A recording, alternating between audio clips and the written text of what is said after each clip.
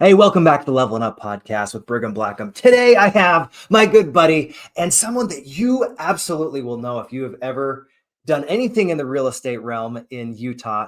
I've got Jimmy Rex here today. We're going to be talking about how to be one. And this is no shame, no blame, and no game. You're definitely going to want to stick all the way to the end of this because we've got some great stories for you today. And we're going to have a wonderful, transformative disconnection. And I'm so excited for you to be here. Welcome, Jimmy. So glad that you're here, my man. Dude, great to be here. Thanks for having me on, man. Absolutely. Well, for those of us that are outside of Utah, I know you've got such a huge rap sheet of amazing things you've done in your life. You don't just talk about living a life that's worth dying for. You actually go do it. You've traveled all around the world. You've been able to create really amazing relationships with people at the highest level. Let's first start off. How did you become who you are? I think we all just end up, I'm bored a lot. And so I'm driven by curiosity and I really try to have a fun time. And so that allows you to do a lot of things that maybe other people, I don't know, would otherwise not try out. And, early on in my life, I had a couple businesses I tried and they failed. And I had the benefit that as those businesses failed, most people would have felt like, oh, it was a failure, but I was getting the reward of people were just like honoring that I was trying to do all these cool things as a young kid. And I think that's what kind of propelled me to just have the guts to go for it in a lot of other areas. And so I've just never been afraid to fail. I've never been afraid to take action. And I think in that allows you to create a life that, others can look at and go, that's a really fun life. And I've always been driven by that to just be an example of what it looks like to live an extraordinary life. So I think that best way I can answer your question. That's beautiful. Now you've done literally hundreds of podcasts. You've connected with people on all different walks of life. I'd love to hear, what is your B1 formula? Because I feel like the book is so good. Guys, you definitely want to go check out the book. It's phenomenal. But what would you say is that way that you've been able to just be you with so many different people and create those deep, deep relationships? Yeah, the book, like you said, it's called B1. It comes from the Marcus Aurelius quote, which is waste no more time arguing about what a good man should be, B1. And the subtitle of the book is How to Be a Healthy Man in Toxic Times. And I think to answer your question, there's not necessarily a formula. It's just, I always ask myself a question, like, what would a good person do? Like, I'm shocked at how often I go into a bathroom. I know it's a stupid example, but dude, every time I go to use a bathroom stall, there's pee on the seat. And I'm just like, what is wrong with people? Like, wipe it off. Make a time for the guy that's coming in after you. It's the best societies are ones where you do something today to benefit people you'll never meet. And unfortunately, I think we live in a very selfish world sometimes. And so it doesn't take much to stand out and just be a person of service.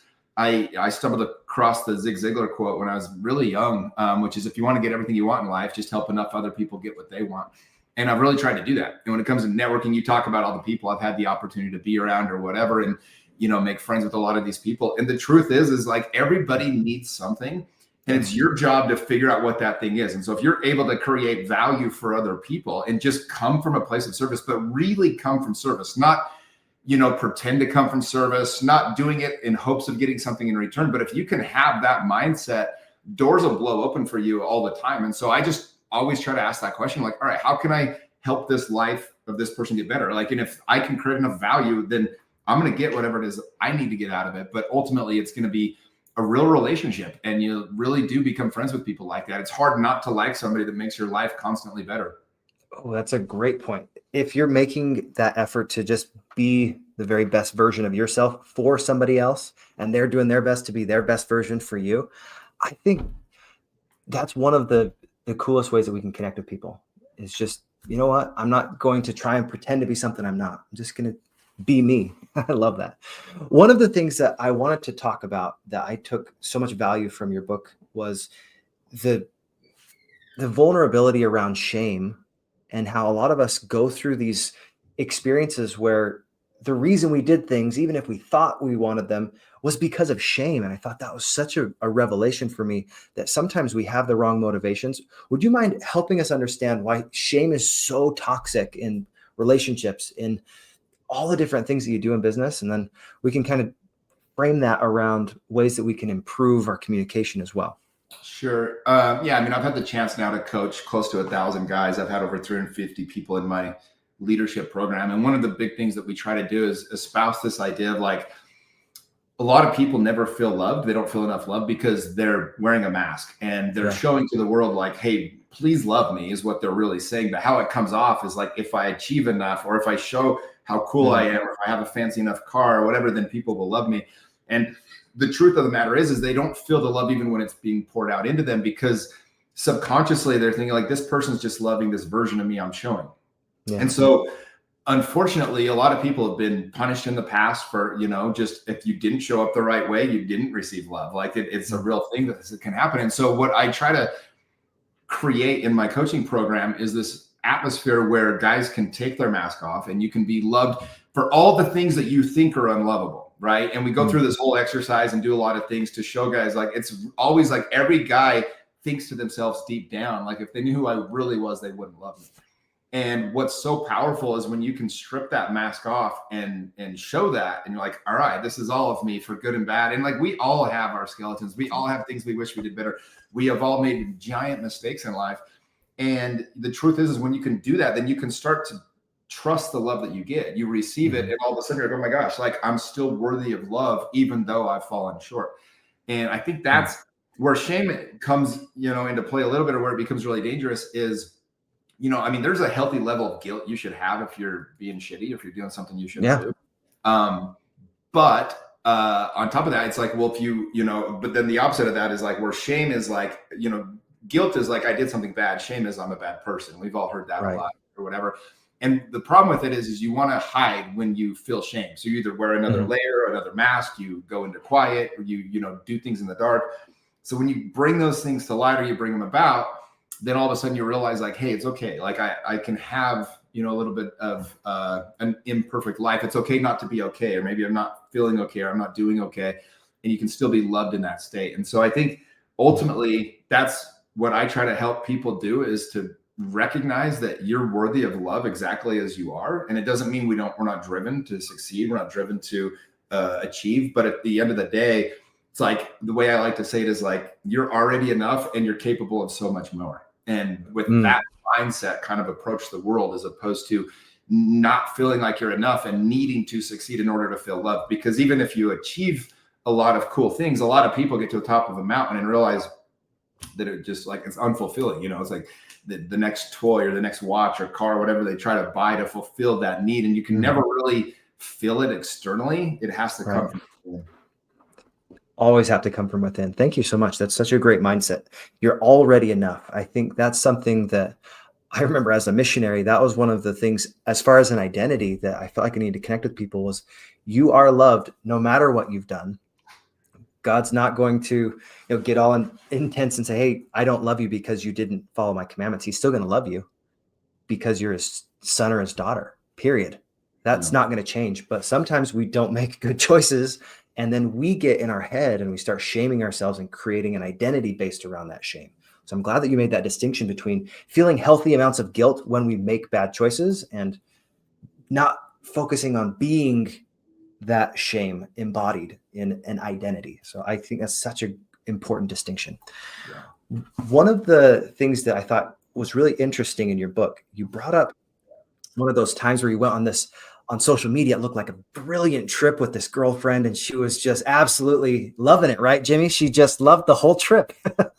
But it was, in reality, this distance that was created because you didn't actually find out what she wanted. Can you talk to us and walk us through that story really quick? Yeah, social media, we put our highlights out there, and I am all about like sharing your wins and things like that when it's authentic. But the particular story you're thinking of is 5-6 years ago. It was right before COVID. I was dating this girl and wanted to take her on a dream vacation, but I didn't bother to ask her what that looked like. I just assumed what would be a dream vacation in my eyes. So we literally left the day after Christmas. We flew to London on a red eye, and I didn't know that she can't sleep on planes, so she didn't sleep.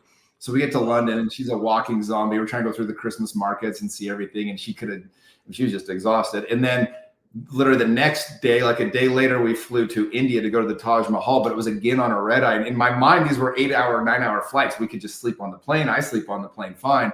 So I thought I planned it perfect, and she didn't sleep again. And so she's just like, by the time we get to India, she's a mess. And then India is the third most polluted city in the world. So we do this drive to the Taj Mahal. It's about a 4-hour drive.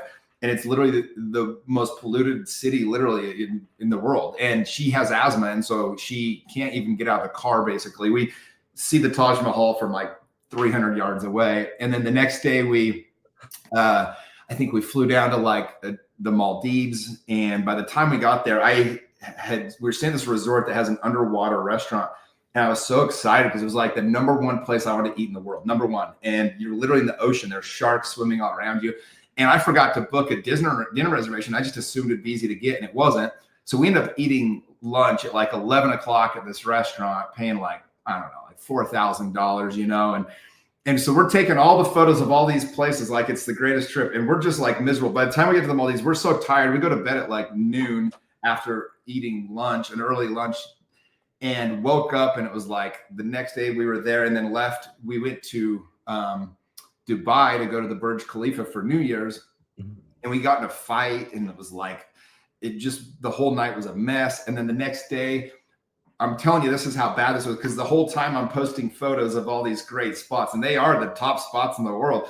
And the next day we flew to Switzerland to go ski the Matterhorn. So we literally were staying at this hotel that's on top of the Matterhorn. And I didn't know that she'd been in a skiing accident like the year before. She told me she used to love skiing, but she hadn't told me about this accident. And so, dude, it took us like 6 hours to get down the bunny hill the first time. And she was done. It was one time down the mountain.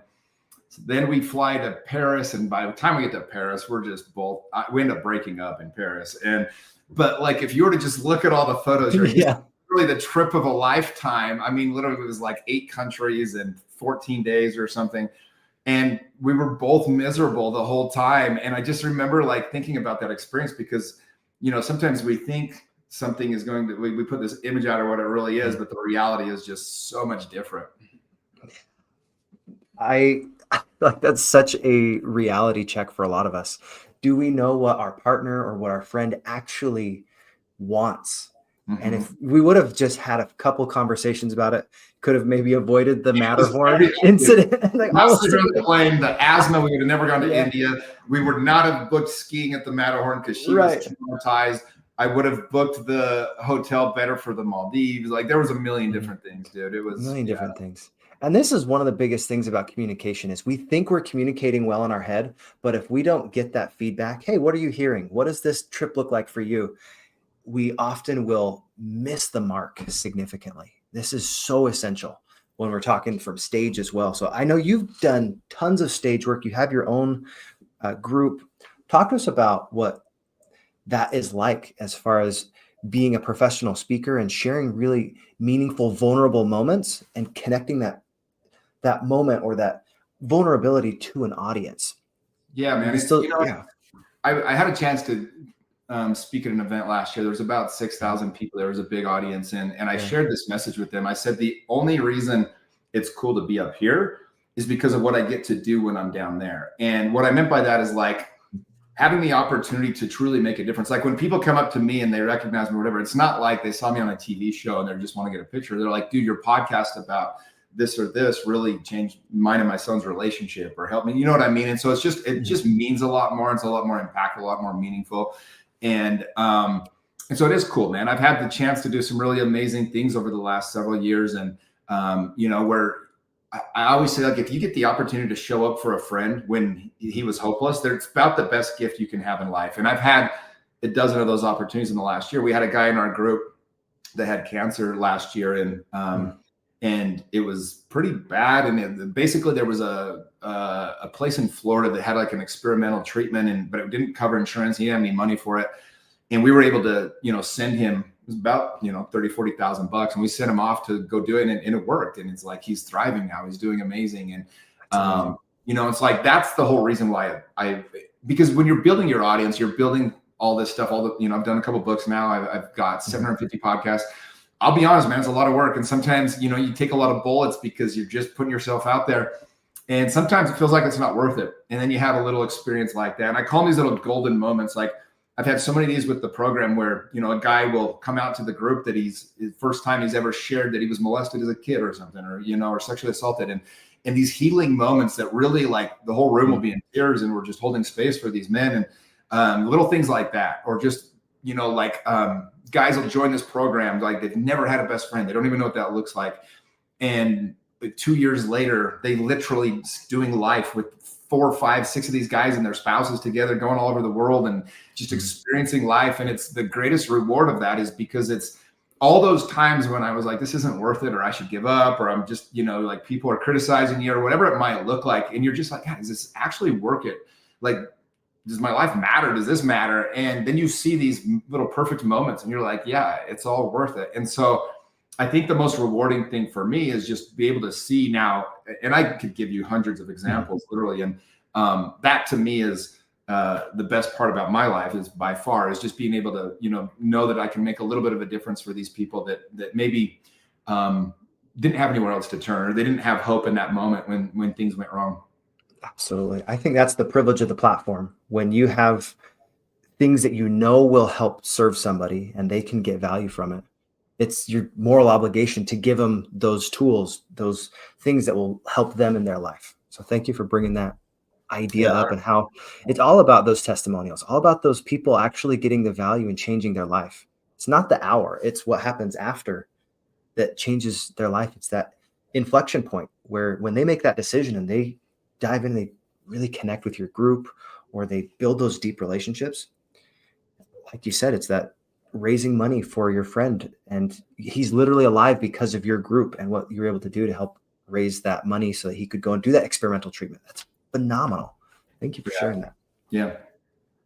Let's go on to this next thing. I think as far as being someone that is 100% authentic and genuine, there is a time when I was a lot younger, but I felt like it was always somebody else's responsibility to do whatever it was. But when you stop blaming and you start saying, I am fully responsible, you take 100% ownership, there's something that shifts fundamentally in you as a business owner, as an individual. Can you talk about the idea of just getting rid of blame and taking full responsibility in your life? Yeah. And, there's some great mentors that I've learned this from along the way. Tony Robbins, Jocko Willink, some of these people that, but the bottom line is this, like if you, and this is the hard part about life, is like a lot of times you're a victim to what's happened to you, and you really are a victim. But as Tony Robbins says, like, great, but that story doesn't serve you. And so if you get stuck in this, he says, like, most people will fight so hard for their story that they get to keep it. And the problem with being a victim to anything is that if you act like a victim, then you've given away your power to change it. So if you have ownership of whatever's happened to you, then the nice thing about that, if it was my fault that it went wrong, then I am the one that can change it. And that's a really empowering place to come from. And so what I try to help everybody understand is like, look, it's no good, bad, or ugly, no matter what's happened to you, it is your responsibility to then do something with that. And with that mindset, you can go and kind of create the life. You can, build a life by design. Where we get in trouble is like thinking that it's, somebody else's fault that you're in the position you're in. It's like, look, there's a lot of people with a lot less that figured it out better than you have. And so I just really, it's one of the things that helps me every day. Like I had a relationship I was in last year and I loved a girl and it went south, and I could tell you a million reasons why she blew it or whatever else. But I took ownership. I just sat down and I was like, all right, Jimmy, like, where did you not show up in this relationship? And I came up with 27 things I did that I wish I did different, and by the time I got done with them, I just was like, damn, like, apparently I wasn't ready to be in a relationship. Like, I bless my heart, I did the best I could, but I wanted to see where I could improve, because I can keep blaming other people for whatever thing it is in your life that's not working. Or you can just go, you know what, like, what am I going to do different? What am I going to do better? Because I'm the one that attracted that in. I'm the one that needed that trigger, that lesson, or whatever that thing was. And so it's just a really empowering way to take ownership of your life. And it's really fun for me. One of my favorite groups to speak to in life is like summer sales guys and people that go door to door and make money that way, because they've like put their hand up, or just any commission salesman, right? Real estate agents, same thing. It's like people that say, you know what, I'm going to go create the amount of value I think I'm worth. And the marketplace will pay us equivalent to the amount of value we bring to it. And so for people that don't like the position they're in, it's like you either need to learn new skills, get in new rooms, meet new people, read new books, like do something, but it ultimately is your responsibility. And every one of us, we live in a world where like information is never the problem now. It's just implementing the things you learn. And so if you don't know what to do, go learn it. And if you do know what to do, go implement it. That's a great point. We definitely have that fissure when it comes from I understand it to I'm going to do it. What are some of the ways you've been able to help people in your organization or even yourself, if you want to talk from your own personal experience, be able to go from ideation to implementation? Well, I think number one is just take action. Like the number one thing I try to help people understand is like, look, you have to take action. Mhm. I had Ed Milet personally mentored me for a little over a year, and he spoke at my event last year. The book you referred to, B1, he wrote the foreword, and we had a lot of conversations about this. I bring it up all the time because it was just one of those things that was just so obvious. But like he said, Jimmy, the only difference between the people that people see that are doing all these things and the people that want to be doing these things is the people that have like that are on the stage or the people that are writing the books, people that are having this big success. He said they've merely learned to do these things, not needing to know if they're going to work. Like taking action. It's like there's so much honor in failing, and we've got this weird misconception now in society that like failure is like bad, and it's the opposite. And Sarah Blakely, she's the first self-made billionaire in the United States ever, woman. And her dad, every day when she would come home from school, I love this story, but he would ask her every single day, "What did you fail at today? What did you fail at?" And it just works in every level of life. Like when I first started calling, in my real estate career, I really built my business by calling for sell by owners every day. And when I first started out, maybe I'd get 1 out of 70 people would give me an appointment. By the time I got done calling, it was 1 out of 10. And so I just, but like, you've got to be willing to fail. You've got to be willing to look stupid. You've got to be willing to be a rookie before you can be an expert. So essential. This is something that brings up a story for me. A few years ago, I was a young missionary and I had the charge that I was supposed to learn Mandarin Chinese. Jimmy, I know you speak Spanish, right? That was a huge undertaking to go and master that language. For me, when I was in the missionary training center, I was struggling so hard to be able to grasp this language that was so foreign culturally and linguistically, just wasn't making sense. For a long time, I was to the point where I was like, do I just go home? This is not working. I'm really frustrated.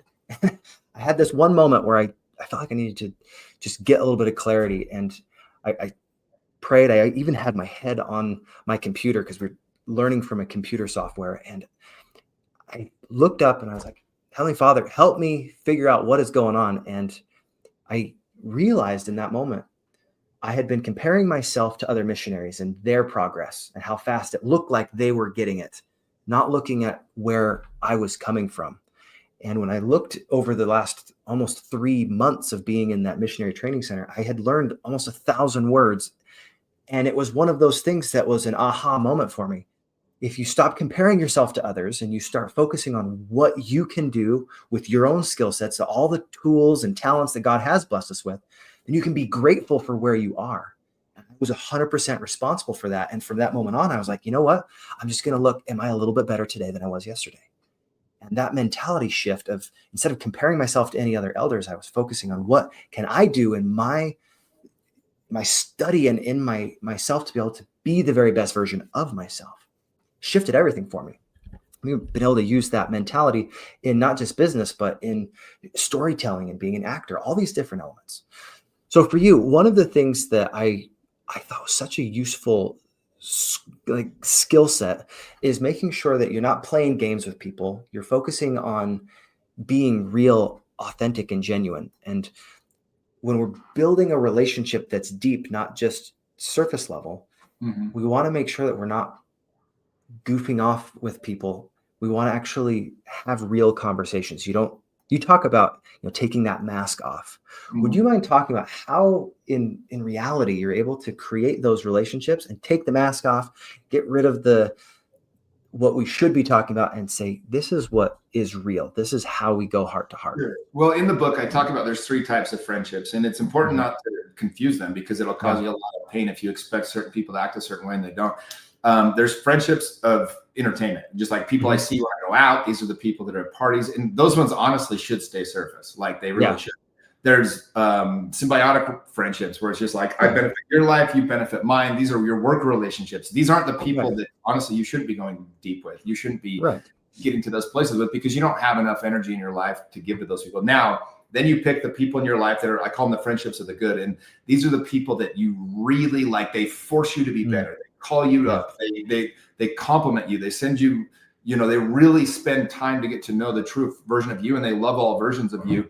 These are the ones that you want to pour, your heart and soul into. But these are the ones where, like yesterday, I'll give you an example. I have a buddy, we've been friends since high school, and he had surgery Saturday, and today's Monday. And so yesterday morning, I jumped on a plane to Colorado, and I just went and spent the day with him, sat in his living room while he's got a knee surgery and he can't do anything. I just helped him move around a little bit. And then this morning I flew home.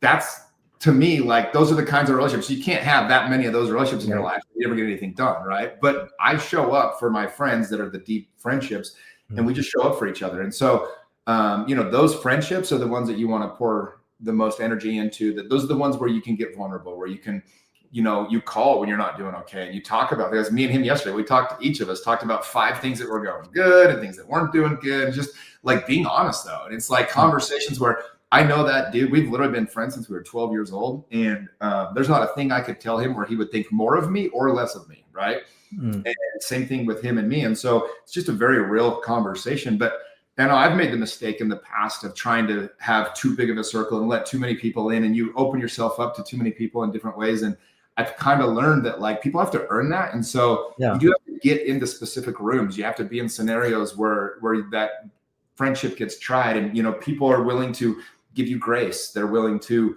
like, understand that there's more. It's a deep, like, instead of just like, so if I were to do something, for example, if we were out and I did something that they didn't like, rather than going and talking shit on me or just talking about me, they call me up and go, hey man, I'm going to come over. I want to talk about last night. Like, are you doing okay? Like, this is not the best version of you. I want, like, what happened? Like, what's going on with you, man? And you have a real conversation about it. And that's what kind of friendships, and my best friends, we do that for each other all the time. We don't even have to have them call us. We'll usually call them and be like, dude, where's my blind spot? What am I missing? Like, I do this all the time. I have 3 of my closest buddies, and I'll just text them like, dude, am I missing something here? Like, and they'll give me feedback, and they don't see the world the same way as me. And it's funny because, like, my 10 best friends, like, none of them are on social media, none of them. And so it's funny because the people that people think I'm close friends with are not my close friends. All my best friends are my buddies from high school. And then a few of these guys are like brothers of mine, one for my mission, a couple have just been friends for 20 years. And it's so funny to me though, because, like, those are the dudes where I spend 98% of my time with those guys, because those are the ones that I know they're going to love me. I'm going to love them. They're my brothers. That's the people that fill my soul.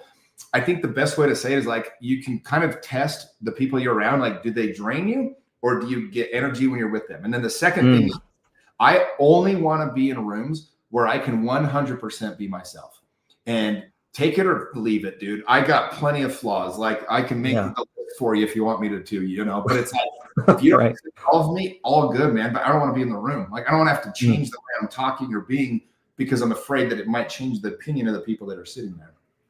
I think that's such a beautiful thing. Well, I would recommend to all of our viewers is just be you. When we're talking about being one, we're not trying to say you go be one for somebody else. It's you just be yourself. Because you think about how rare that is. Nobody else is you. That is the most amazing thing, is we get to show up as ourselves. And as we live into our very best version of ourselves, that's the good, the bad, the ugly, all the different elements. Thank you so much, Jimmy. Man, I've got such a great respect for what you do on stage as a communicator, as an author. And one of the things that I really appreciate, as far as what I took away from your book, was a really heartfelt, vulnerable conversation I had with my wife even last week. Because I re-listened to your book right before this podcast, and you said, hey, how does she care about me, and how can I show that I care about you? That little activity was worth the price of the whole book, because I got so much value extracted from our relationship. Wrote it down, put it on my wall, because sometimes it's not just what is written, it's what you do with what is written that makes the biggest impact and difference. What is something that you've learned, maybe from either writing your book or since doing that you're like, man, I wish this could have been in there too? What's the thing that's, oh, this is so good, but I wasn't able to fit it in the book? Let's hear one of those little bonus features. Look, I've got a lot of my thoughts out at this point. Well, I've been studying. I study a lot. I read for an hour a day. Love to study. I think, like, like right now, it's just the message that I've been really been come to me a lot with guys that I'm seeing is like, guys, consistency. Like that's what wins over time. You've got to, we live in a world where everything feels like you can get it fast and you just can't. It's a lie. So if you try to shortcut it or expedite it, whether it's love or money or power, whatever it is, you're going to get yourself in trouble. And so consistency over time wins. That's the main message I've been sharing lately. And I guess that's a good one to leave it on. That's beautiful. Consistency over time. One of my good friends, Hugh Zaretsky, he's been on the podcast multiple times. He talks about consistent daily actions. It's just like those righteous rituals, those daily devotions, whatever it is that you do to be your very best self with God, with yourself, and with other people. It's so essential. We don't have so many days that we're going to be on this planet. We get to choose, how am I going to show up today? And that's about all we get to choose. We don't know if we're going to even be here tomorrow. It's true. What is one of those kind of takeaways for you that you're like, man, if I could leave the audience with one extra bit of value as a communicator, as a storyteller, what would be that one thing that you would want them to know on top of consistency? Because consistency is so important. Is there anything else like, man, I'd love to make sure that you guys get this, because if you take this and implement it into your life, everything will shift. I think, I'll just talk about networking. It's something I get asked about all the time, but like, Absolutely. you have to be proactive about it. Be like, really pay attention. Who do you want to spend your life with? Who inspires you? Who are the people you want to be around? And then figure out a way to create value for those people. Like most people just settle for friendships with whoever moved in next door or whoever their kids end up playing with, their parents or whatever. It's like, no, like who inspires you? Who do you want to be like? Who do you want to be around more? Who do you want to spend your life with? Like what kind of experiences do you want to be having? And be very intentional about it. I'm just very intentional about everything that I do. And so whether it's who I'm with or what I'm doing, and I think that's the main message again, is just be super intentional about where you put your time and effort. That's beautiful. Intentionality, putting all of these energies back together. You've talked about overcoming shame. You've talked about overcoming blame by taking full responsibility, talked about not playing games with people, but being authentic, taking that facade off. Thank you so much for not just being you, but being you out loud and being willing to share your insights. And it is one of those things to be vulnerable, to write a book, not just once, but literally multiple books, and then putting yourself out there over 750 times, what you said on your podcast. I've done 165 of these things, and I'm like, man, Jimmy's the man. I want to be like that someday. That's awesome. So, no, that's big time, dude. Nice work. Well, I appreciate that so much. Well, guys, keep leveling up your life. We'll get back to you next Thursday as well. Before I go, I want to make sure that you guys are going to get an opportunity to connect with me more.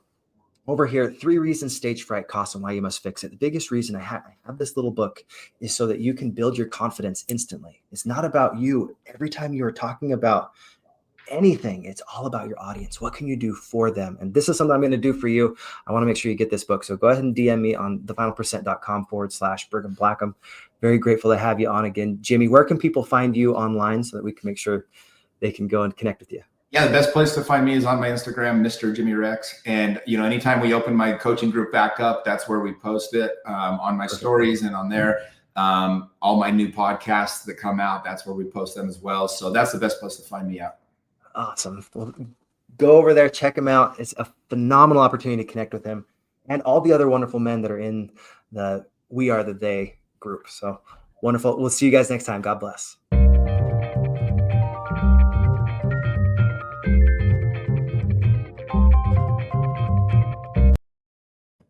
Awesome. And then I'll cut right there. Sweet. We're going to do a quick little testimonial. Why would we want to listen to that episode? Was that fun? You enjoy it? Great. Yeah. No, it's great. Nice. Yeah, you feel like the flow went okay, helping you? Yeah, you can tell you were prepared and makes it easy for me. So. Oh yeah, I love it. I mean, you've done enough of these things. Like if we didn't show up prepared, we'd still be able to go and have a good conversation. Usually. No, usually that's fair. I'm sure there's probably been a couple times where. A few times you're like, I don't think you want to be here. Why do I want to be here? But no, just kidding. But it's been a while for us, but. Right. Well, Jamie, tell us why people want to listen to Leveling Up podcast. Yeah, we're going to dive into a couple things about friendship and community building. I've got a men's coaching program with over 600 guys I've had the opportunity to coach over the last 4 years, and going to talk about what is the best way to connect on a deeper level. If you want to have deeper friendships and more love in your life, we're going to get into it. And I think that would be the number one reason to check out the Leveling Up podcast. Awesome. Thank you so much, Jimmy. All right, man. Take care. All right. And then one more thing. One of the things I wanted to ask you before we go, what, in your opinion, is the best way to create those intentional relationships when it comes to like booking stages? I know you've done a ton of that. What would be your way to say, Be go very out there? vocal about that you want to do that. Talk to people Yeah. all the time. Put it on your Instagram. Anytime you're speaking, show that you're speaking, and that's the best way to get on stages. I love it. Just like Thank you so much, man. Just share it with everybody. Just let them know, hey, this is what I'm doing, because I want to be on as many stages as possible because I've got a message that's meaningful. Yeah, and then any stage, no stage is too small, dude. I took stages with 3 people. No shit, dude. Like unpaid stages where it took a Friday night for 4 hours. You know, like get on the stages, get the practice. Absolutely. Stage time is so essential. Well, Jimmy, thank you so much, buddy. I really appreciate it. It's always great to be in the same room with you. Hopefully we'll be able to be on another stage very soon. Awesome, man. Take care. Okay, take care. God bless.